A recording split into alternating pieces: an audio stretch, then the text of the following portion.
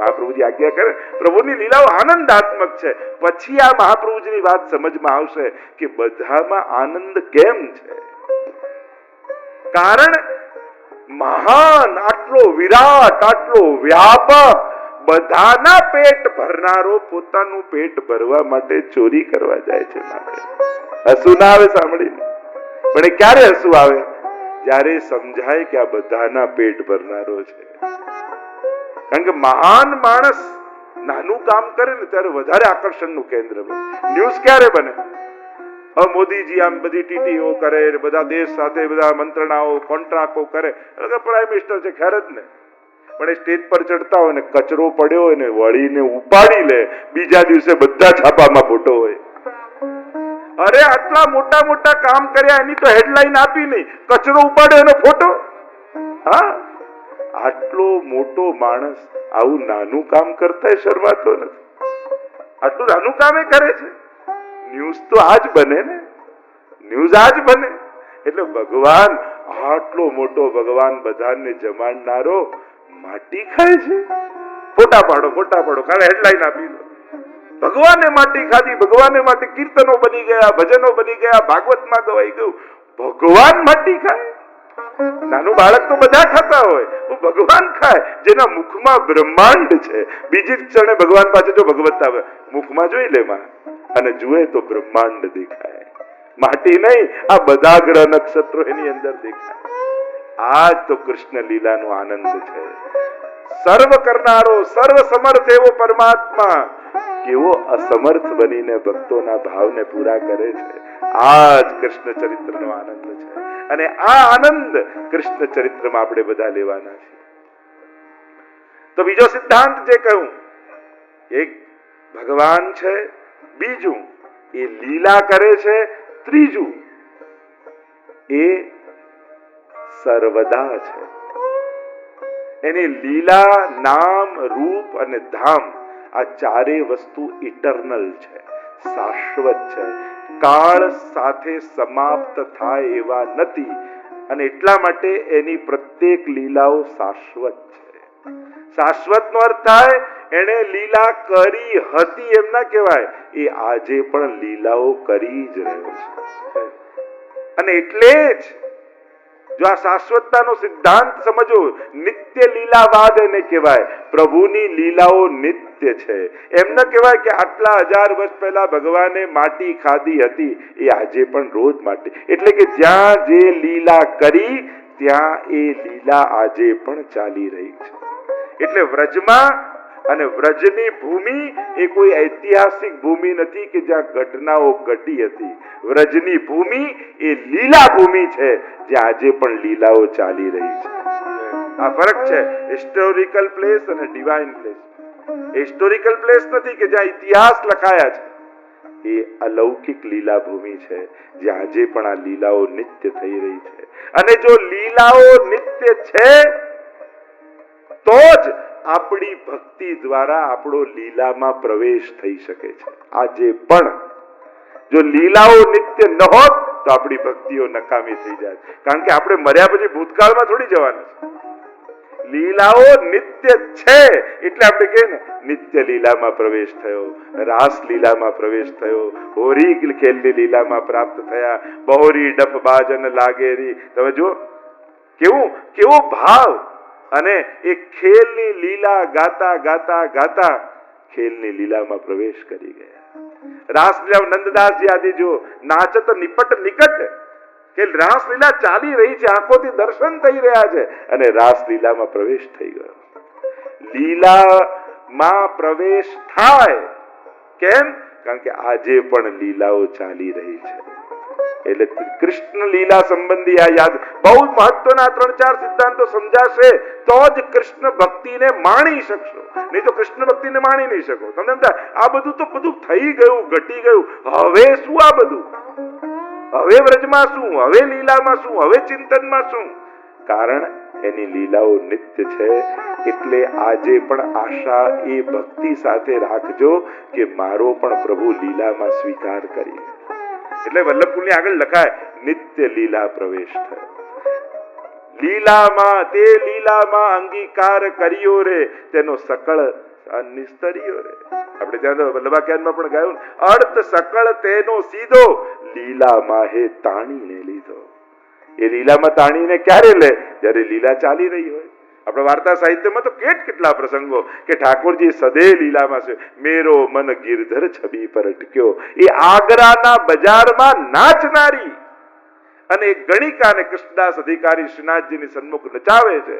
અને મેરો મન ગિરધર છબી પર અટક્યો, કીર્તન ગવાઈ રહ્યું છે અને ચિત્ત લાગ્યું શ્રીનાથજીના મુખારવિંદ પર. નાચતા નાચતા ઠાકોરજી હાથ પકડી લીલામાં સ્વીકાર કરી લીધો. એવા તો કેટલાય પ્રસંગો. કેમ થાય? કારણ કે નિત્ય લીલાવાદ છે. એટલે ત્રીજો સિદ્ધાંત કૃષ્ણ ભક્તિ કરનારાઓ સમજી લે, આજે પણ તમારો રાસમાં પ્રવેશ થઈ શકે છે. તમને જે લીલામાં આસક્તિ હોય.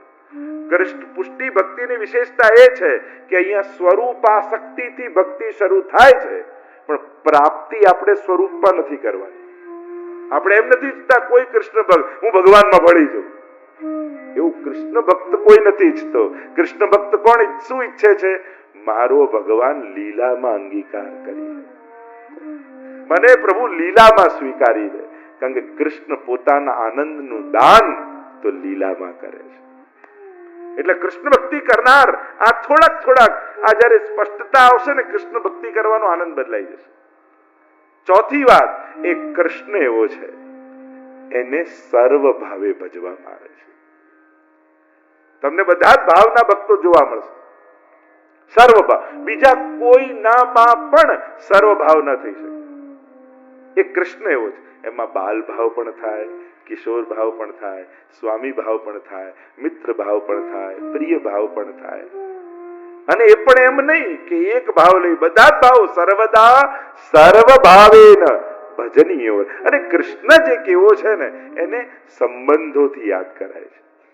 ત્વમેવ માતા ચ પિતા ત્વમેવ બંધુશ્ચ સખા. મહાદેવજીને સખા કહી શકો? એમ તો ગોરે તો દેવાદિદેવ સખા થોડી બનાવે. કૃષ્ણ એવો છે ને, એને એટલે કે કહેવાય નાના બાળકથી લઈ વડીલ સુધીના ભાવનું પોષણ કરી શકે છે. જેને બાળકનો વડીલ થઈ ગયા, તમને બાલ ભાવ બધામાં આવે તો આ મારો બાળક છે. તમે બાળક હો, તમને સ્વામી માલિક નો ભાવ આવે તો માલિક છે, પિતા છે, માં છે. જેને સંબંધોથી યાદ કરાયો કોઈ પરમાત્મા હોય તો કૃષ્ણ છે. અને દરેક સંબંધોને એને નિભાવ્યા છે. આગળ કથાઓમાં આપણે જોઈશું ને, એના જેવો કોઈ સંબંધી નથી. એટલે મહાપ્રભુજી કે તારો સંસાર જોડે સંબંધ જોડાય એના કરતા તને બ્રહ્મ સાથે સંબંધ કરાવી દો, તારો બ્રહ્મ સંબંધ કરાવી દો. કારણ કે બાકી બધા આશા રાખીને બેઠા છે તારી, અને ભગવાન તારી બધી આશાઓને પૂરી કરવા માટે બેઠો છે. સંસાર કોઈક સ્વાર્થ લઈ, કોઈક ઈચ્છા લઈ, કોઈ અપેક્ષા લઈને બેઠો છે, અને ભગવાન અપેક્ષા પૂરી કરવા માટે સંબંધોને જોડે છે. આ પ્રભુની વિશેષતા છે. તો કૃષ્ણ જોડે બધા ભાવ. મંગળા કરો તો બાલ ભાવથી જગાવો, શૃંગાર કરો તો પાછો વાત્સલ્ય ભાવ, તમે યા ગોપીજનનો ભાવ ધારણ કરી લો. પાછું છાક લીલા કરો તો સાક્ય ભાવ રાજભોગમાં. સમયે સમયે પણ ભાવ જુદા. જો અમારા બ્રિજભાઈ એ બધા ભાવ ગાજે, મંગળા, શૃંગાર, રાજભોગ, અષ્ટયામનો ભાવ. તો જે આઠે સમયમાં તમારા ભાવને પુષ્ટ કરવા તૈયાર છે એ કૃષ્ણ છે. એવો કૃષ્ણ છે. અને આ કૃષ્ણ તો એવો છે, એવું નહીં કે માળા લઈને મંદિરમાં બેઠા હો ત્યારે જ કામનો. અરે ધંધામાં જાઓ ને, આ ગોપીઓ પણ, આ ગોપીજનો કોઈ હાઉસવાઈફ થોડી હતા, એ વર્કિંગ વુમન હતા. રોજ દહીં દૂધ લઈને લોકો એમ માને કે હવે વર્કિંગ વુમન. અરે અમારી ગોપીઓ પણ વર્કિંગ વુમન હતી. રોજ માખણ વલોવી લઈને જાય મથુરાની બજારમાં. વિક્રેતુ કામા કિલ ગોપ કન્યા મુરારી પાદારિત ચિત્ત વૃત્તિ દધ્યાધિકમ મોહવશાદ ભોષ ગોવિંદ દામોદર. વિક્રેતુ કામા કિલ ગોપ કન્યા. વેચવા માટે નીકળી, પણ મન વેપારમાં નથી. મુરારી પાદાર પિત ચિત્ત વૃત્તિ. ચિત્ત વૃત્તિ તો પ્રભુના ચરણોમાં છે. અને એટલે મહિલોની જગ્યાએ કોઈ માધવ લો. ઉડી રે ભરવાણ હરીને વેચવા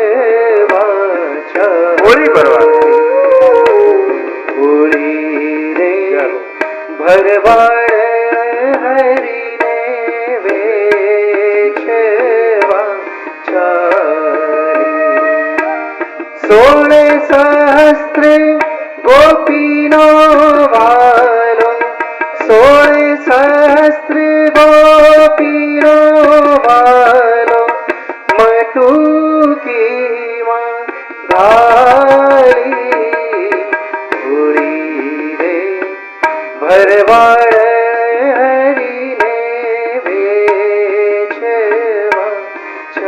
આ હોળી ભરવાનું એટલે ભગવાન પણ વેચાવા તૈયાર થઈ જાય. મહિલો કરતા મહાપ્રભુજી પણ આજ્ઞા કરી ને કે ચેતસ્તત ચિત્ત પ્રભુમાં અને વ્યાવૃત્તોપી હરવ ચિત્તમ. ભક્તિવર્ધનીમાં મહાપ્રભુજી આ વ્યાવૃત્તિ કરો, ચિત્ત હરિમાં રાખો. પ્રભુમાં ચિત્ત રાખતા રાખતા બધા જ કાર્ય કરો. અને આમ આ કૃષ્ણ તત્વની વાત બધા સંબંધો સાથે એને ભજો. સર્વદા સર્વભાવેન ભજનીય વ્રજાધિપ સ્વસ્યાયમેવ ધર્મો હિ નાન્યક્વાપી કદાચ. જો આ ભાગવતનું મંથન જ તો 16 ગ્રંથ છે ને. મહાપ્રભુજી આ દરેક વાત ક્યાંક ભાગવતમાંથી લઈ તમને માખણ રૂપે આપે. કારણ કે આ દહીં, આ વેદ આદિ આપણા કામનું અહીંયાથી બેઠા છે એમાંથી કેટલા લોકોએ વેદનું પુઠ્ઠું જોયું છે કે ઋગ્વેદની બુક આવી હોય, અથર્વવેદ આવ્યું હોય, શ્યામવેદ. આપણે વેદ બોલીએ ખરા પણ વેદનું કોઈ પુઠ્ઠું જોયું છે આપણે બધું? કાંઈ નહીં. અને આપણું ગજું નહીં. ગુજરાતી સરખું ન વાંચી શકીએ તો વેદના સંસ્કૃતની ક્યાં વાત? કઠિન છે ને આજના સમયમાં. ન ભાષામાં પહોંચાય તો પછી અર્થોની તો ક્યાં વાત? નથી કોઈ બ્રહ્મસૂત્ર ખોલી શકવાના. તો આ બધાનું દોહન કરી આપણે તો કઈ સમરી આપી દો ને, 5 મિનિટમાં કહી દો ને તમારી વાત. આપણે તો બધું શોર્ટમાં જોઈએ છે ને. ઠાકોર કે ચલ તને આખું ભાગવત શોર્ટમાં, તને 16 ગ્રંથ રૂપે ભાગવતનું મંથન કરીને નવનીતા. અને મહાપ્રભુજીએ સાર રૂપે આપણને એવા સુંદર ગ્રંથો આપ્યા. એવા શ્રી મહાપ્રભુજી. તો જે ચર્ચા આપણે કરી રહ્યા છે કૃષ્ણ ભક્તિને સમજવા માટે સર્વ ભાવે એને ભજાય. તો આ કેટલીક બાબતો જો કૃષ્ણ માટે વિચારી રાખશો તો ભાગવતના કૃષ્ણને પૂરો ન્યાય આપી શકશો. કારણ કે આ પુરાણ છે, આ ઇતિહાસ નથી. મહાભારતને ઇતિહાસ ગ્રંથમાં મુકાય, રામાયણ ઇતિહાસ છે, શ્રીમદ ભાગવત એ મહાપુરાણ છે. ઇતિહાસમાં શું હોય કે બધું ડેટ વાઇઝ, જન્મથી લઈને કથા શરૂ થાય ના થાય. અહીંયા તો જન્મ આવે 10મ સ્કંદમાં અને કથા તો ક્યારની પ્રથમ સ્કંદમાં જ મહાભારતની કથા આવી જાય. જેમ જેમ પ્રશ્નો પૂછાય એવા જવાબ. એટલે એ સિક્વલ વાઇઝ ન હોય, અહીંયા તો પ્રશ્ન વાઇઝ હોય. જે સમયે જે પ્રશ્ન કર્યો એ પ્રમાણેનું સમાધાન થાય. પુરા ભવમ ઇતિ પુરાણમ, પંચમ વેદ કહેવાય. ઘણી જગ્યાએ તો એવી ચર્ચાઓ આવે છે કે વેદથી પહેલા પુરાણ છે. કારણ કે વેદમાં પુરાણોની કથાના ઉલ્લેખ મળે છે.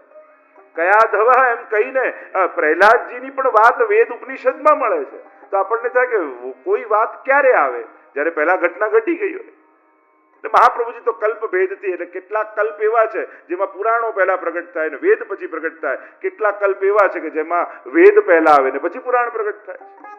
તો આ બધી ચર્ચાઓ જ્યારે કોઈ ગુરુ મુખે ભણીએ તો સમજમાં આવે. બાકી સીધા સ્ટેટમેન્ટો કોઈ ગ્રંથ માટે પ્લીઝ આપતા નહીં. કોઈ ભગવાનની કોઈ લીલા માટે સીધા સ્ટેટમેન્ટ આપી ન દેતા. કારણ કે તમારું મને પૂછો તો મને તને ઘરના નથી પૂછતા, અમે શેના માટે પૂછીએ ભાઈ?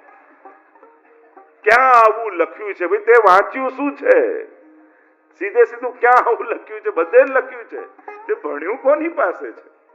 એટલે ક્યારે પણ જે બાબતની આપણને સમજ, અને એમાં પણ પ્લીઝ ધર્મ માટે તમે ભણ્યા ના હો, જાણ્યા ના હો, કોઈ કમેન્ટ્સ મૂકશો નહીં, કોઈ આપશો નહીં અને કોઈને બુદ્ધિમાં દુર્વિચાર નાખશો નહીં.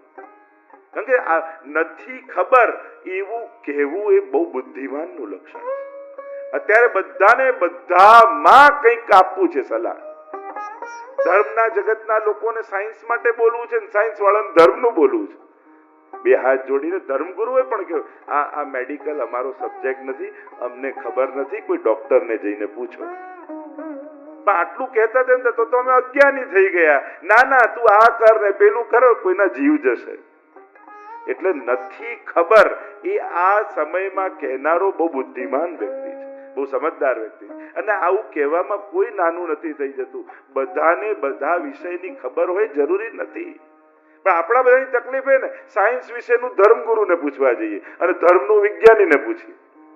હવે જેનો જે સબ્જેક્ટ છે એને પ્રશ્ન કરો તો વધારે સારું. અને જે તમારો સબ્જેક્ટ ના હોય એમાં ખોટે ખોટા સ્ટેટમેન્ટો સમાજમાં આપવાથી ભ્રમણાઓ ફેલાય છે, અંધશ્રદ્ધાઓ ફેલાય છે. એટલે બધાએ સાવચેત થવાની જરૂર છે. ધર્મ સ્થાને હોય એ રાજનીતિમાં સ્થાને હોય રાજનીતિમાં તો એની વાત કરો. શું કરવા ખોટા ધર્મના અર્થઘટનો કરવા આપણે જવા? જે વસ્તુમાં આપણું સંશોધન યા પૂરેપૂરું જ્ઞાન ન હોય એના માટે કોઈ ફેસલો ચુકાદો, ઘણીવાર જજ લોકો ધર્મ માટેના ચુકાદા આપી દે. એને ધર્મનું અધ્યયન જ નથી, એને કાયદાની ખબર છે તો એને 5 ધર્મગુરુને બોલાવીને પૂછવું જોઈએ આનો અર્થ શું થાય. એ 4 વકીલોને બધાને પૂછાય તો શું સ્ટેટમેન્ટ નીકળશે, શું અર્થઘટનો નીકળશે, તો સમાજ એને કેમ સ્વીકારશે? મહત્વની વાત છે જે જેનો એક્સપર્ટ હોય એની એડવાઇસ લેવી જોઈએ અને તો જ એના સાચા ચુકાદાઓ, સાચા નિર્ણયો, સાચા અર્થઘટનો સમાજને મળે. જે કન્ફ્યુઝન પેદા થાય છે એ એને કારણે થાય છે કે જે જેના એક્સપર્ટ છે એને આપણે પૂછતા નથી. તો ધર્મની જ્યારે પણ આપણા બધે વૈષ્ણવ સમાજમાં પણ ઘણીવાર ગલત કારણ શું, આપણું ધર્મનું નોલેજ ક્યાંથી આવે? બા પાસેથી, પાડોશી પાસેથી, કોઈ વૈષ્ણવ પાસેથી, કોઈ સિરિયલને જોઈને, અને પછી એવા કન્ફ્યુઝ થઈએ. હવે એ એક્સપર્ટ નથી. આપણી તકલીફ એ છે કે ઓથેન્ટિક પર્સન પાસેથી નોલેજ આવતું નથી, ઓથેન્ટિક બુકમાંથી નોલેજ આવતું નથી અને એને કારણે જે કન્ફ્યુઝનો ફેલાય છે. એટલે ત્યારે સમાજને જરૂર છે એરિયા વાઇઝ એવા ક્લાસીસો ચાલવાની, એવા સત્સંગો ચલાવવાની જેમાં ઓથેન્ટિક પર્સન પાસેથી, ઓથેન્ટિક ગ્રંથમાંથી યોગ્ય નોલેજ ઘર ઘરમાં પહોંચે, પ્રોપર બુક્સ પહોંચે. અડધું વાંચીને જે ખીચડી ભેગી થાય અને પછી જે કન્ફ્યુઝ થઈએ આપણે, આ કન્ફ્યુઝનનું કારણ જ આ છે. એ વ્યવસ્થાની જરૂર છે જ્યાં પ્રોપર વેથી નોલેજ પહોંચે, સાચું નોલેજ પહોંચે. તો જે ચર્ચા આપણે કરી રહ્યા છીએ તો ભગવાન સર્વ ભાવે ભજાય એવા કૃષ્ણ છે. ભાગવતમાં 10મા સ્કંદમાં 9 સ્કંદ સુધી કૃષ્ણ ચરિત્ર 9મા સ્કંદમાં પણ કહ્યું સુખદેવજીએ, પણ સંક્ષિપ્તમાં કહ્યું. અને એટલે પરીક્ષિત મહારાજને થયું મારા ઈષ્ટ પ્રભુની કથા છે, આ તો મારે વિસ્તારથી સાંભળવી છે. અને જ્યાં 10મ સ્કંદ એટલે 10વિધ લીલાઓ ભાગવતમાં છે. અત્ર સર્ગો વિસર્ગશ્ચ સ્થાનમ પોષણ મૂતય મનવંતરેશાનું કથા નિરોધો મુક્તિરાશ્રય. એટલે 3જા સ્કંદથી 12મા સ્કંદ સુધી સર્ગ લીલાથી શરૂ કરી આશ્રય લીલા સુધીનું વર્ણન છે. અને એ ક્રમ પ્રમાણે 10મ સ્કંદ એ નિરોધ લીલા કહેવાય. અને નિરોધનો અર્થ મહાપ્રભુજી કરે છે પ્રપંચ વિસ્મૃતિ પૂર્વક ભગવદ આસક્તિ નિરોધ. એટલે કે આ 10મ સ્કંદની લીલામાં ભગવાન શું કરવાના છે કે ભક્તોના પ્રપંચની વિસ્મૃતિ કરાવશે. પ્રપંચ એટલે શું? સંસાર. સંસાર એટલે શું? અહમતા મમતા. લૌકિક પ્રપંચ જે કહીએ એ અહમતા મમતા રૂપ સંસાર. એને કારણે મનુષ્ય માયામાં, એનો અર્થ થાય માયા, પ્રપંચનો અર્થ. એમાંથી કાઢશે અને સ્વયંમાં આસક્તિ કરાવશે. એ લીલાને કહેવાય નિરોધ લીલા. કારણ કે જીવ પોતાનો સ્વભાવ બદલી શકતો નથી. હવે આવો જ સ્વભાવ